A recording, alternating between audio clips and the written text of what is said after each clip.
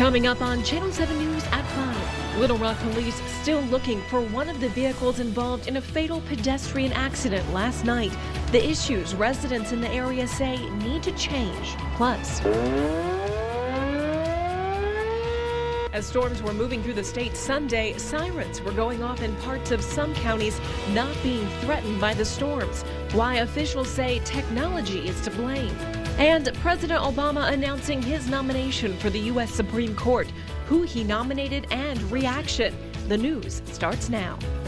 From the station that's on your side, this is Channel 7 News at 5. Topping our newscast, Little Rock police are still searching for the driver of a white Lexus they say fled from South University after striking and killing a pedestrian last night. The white Lexus was actually the second vehicle to strike the victim. Police say the driver of an SUV that initially hit the victim stayed at the scene. Channel 7's Alicia Dover is there now with a look at some issues residents in the area say need to change. Alicia. Well, let me just show you the area here along South University. If you take a look at the road, there are no sidewalks. At 6. Back to you. All right, Alicia Dover with that update for us. Alicia, thank you. Your Metro First Forecast with meteorologist Barry Brandt.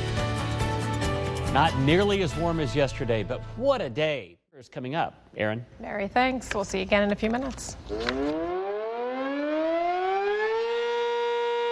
During Sunday night storms, several tornadoes touched down throughout the state, while other areas saw gusty winds, hail, and rain. However, as our meteorologist Todd Yacobian pointed out that night, outdoor warning sirens were going off in areas where the storm wasn't headed. Channel 7's Maureen Glisovic joins us to explain why. Maureen. Well, throughout the state, either the county owns the sirens or individual cities do. They've tried to search for grants, but have so far been unsuccessful. Back to you. All right, Maureen, thank you. President Obama has named his choice to replace the late Supreme Court Justice Antonin Scalia. The president announcing today he is nominating Judge Merrick Garland to fill the Supreme Court vacancy. Garland is currently the chief judge for the U.S. Court of Appeals for the District of Columbia Circuit. This is not a responsibility that I take lightly. It's a decision that requires me to set aside short-term expediency and narrow politics so as to maintain faith with our founders and perhaps more importantly with future generations. A life of public service is as much a gift to the person who serves as it is to those he is serving. And for me, there could be no higher public service than serving as a member of the United States Supreme Court. This is the president's third nomination to the high court. Sonia Sotomayor and Elena Kagan were confirmed in 2009 and 2010. While Judge Merrick Garland is well respected by members of both sides of the aisle, Republicans are still threatening to block his nomination. Chief Political correspondent Scott Thuman explains why this nomination is so controversial. Well, the Republicans, especially on the Senate side, really circling the wagons tonight. President Obama says Judge Garland will begin making those traditional rounds here on Capitol Hill, meeting with members of the Judiciary Committee. How many Republicans are willing to take his appointment has yet to be seen. At the Supreme Court, I'm Scott Thuman. U.S. Senator Tom Cotton releasing a statement on the president's nomination saying in part, quote, I respect President Obama's right to nominate someone to the Supreme Court, but the stakes are high and we cannot rush this decision. The nomination should not be considered by the Senate at this time. And we want to hear what you think. Should the U.S. Senate hold confirmation hearings on the president's nominee for Supreme Court? You can voice your opinion on our Twitter or Facebook pages. Well, we're less than 24 hours away from the Little Rock Trojans taking on Purdue in the NCAA tournament. The Trojans arrived in Denver yesterday, and that is where we find Channel 7's Kyle Deckelbaum. Kyle. Aaron, a huge day for these Little Rock Trojans. All right, Kyle, thanks. And the last time the Little Rock Trojans were in the NCAA tournament was back in 2011, where they lost to UNC Asheville.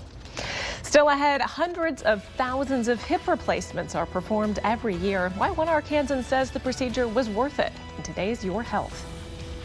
And an hour-by-hour forecast through the day tomorrow. It's St. Patrick's Day. And when our models say the next chance of rain moves into your part of the state, it's coming up. Channel 7 News at 5. From the weather team with the most experience, this is Channel 7 meteorologist Barry Brandt.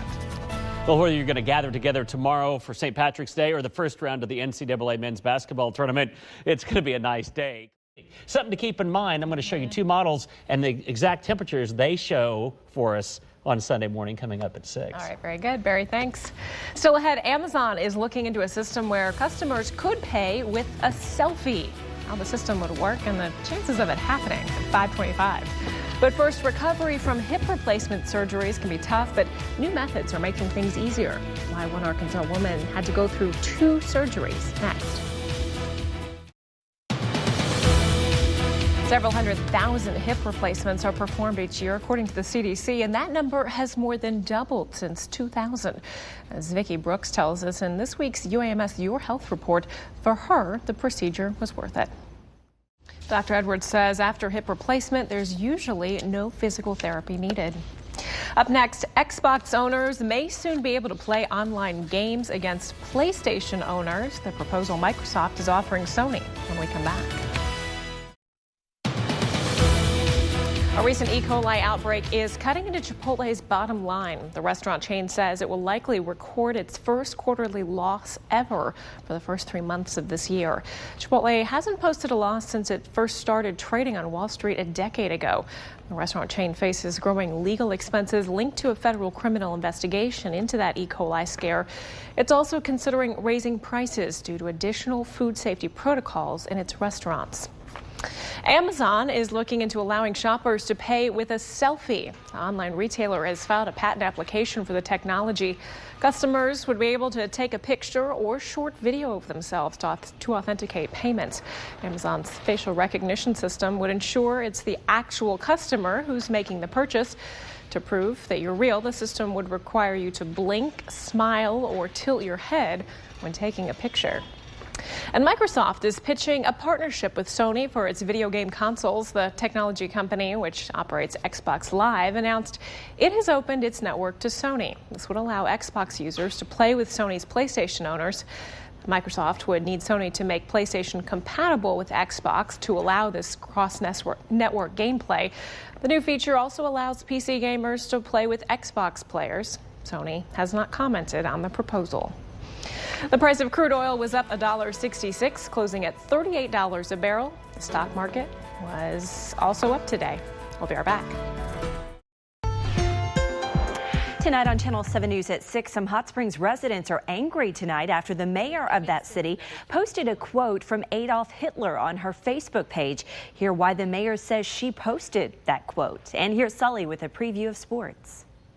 Coming up at 6 o'clock in sports, Kyle will join us again live from Denver. He'll tell us why the Trojans are relishing their underdog role this week. Also coming up at 6 o'clock, it was Pro Day up in Fayetteville. Among those standing out today, Hunter Henry. And you'll also meet ASU's new head basketball coach. He's impressive. That's all coming your way at 6 o'clock.